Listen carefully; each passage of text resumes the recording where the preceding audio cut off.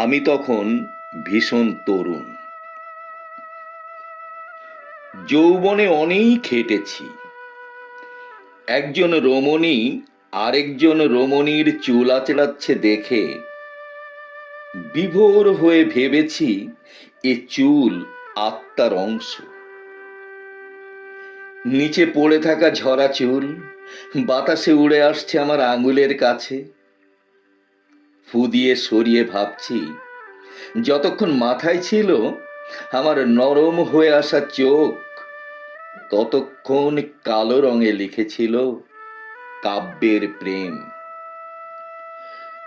যৌবনে অনেক হেঁটেছি, অনেক জলস্তর পার হয়ে সন্ধে নামার পর একটি উঠোন। আদর করে কে যেন মধুর উচ্চারণে ডেকে বলল, এদিকে আসুন, পায়ের ধুলো ধুয়ে এ ঘরে বসুন, আপনি অতিথি। আমি তখন ভীষণ তরুণ।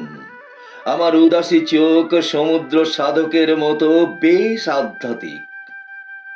চোখে চোখ পড়তে সে লজ্জায় ঘুরে দাঁড়ালো।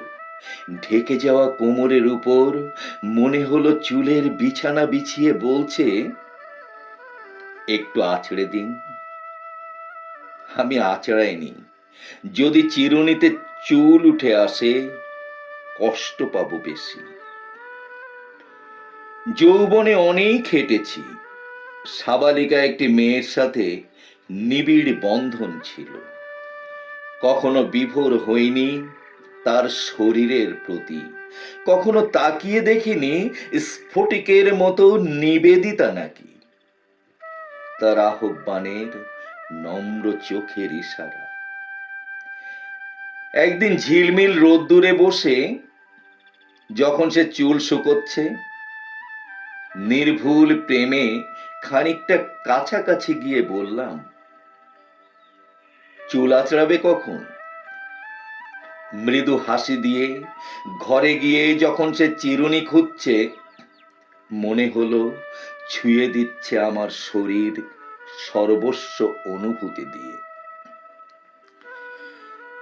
মিলন বিশুদ্ধ ও শিহরণশীল জেনে লজ্জিত পায়ে আমি বেরিয়ে পড়লাম সামনের রাস্তায়। আর যাইনি সে বাড়ি।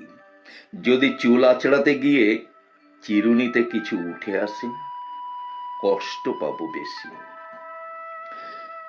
যৌবনে অনেক হেঁটেছি। অলৌকিক রাতে ফুল বিছিয়েছি সেই মেয়েটির চুলের শয্যায়। তীর করা মৌচাক থেকে কখনো মধুর স্বাদ নেইনি, প্রশান্ত উল্লাসে কখনো ছুঁইনি তারে। যদি ছিঁড়ে যায় শরীরের অবারিত ঢেউয়ের নূপুর। ইচ্ছে ছিল চুল আঁচড়াতে গিয়ে একটি কবিতা লিখব। যদি ব্যথা পায়, যদি চুল উঠে আসে চিরুনির দাঁতে, সে কারণে অলিখিত কবিতার পাতায় আজ খোদাই করলাম ঘন চুলের দীর্ঘ প্রচ্ছদ।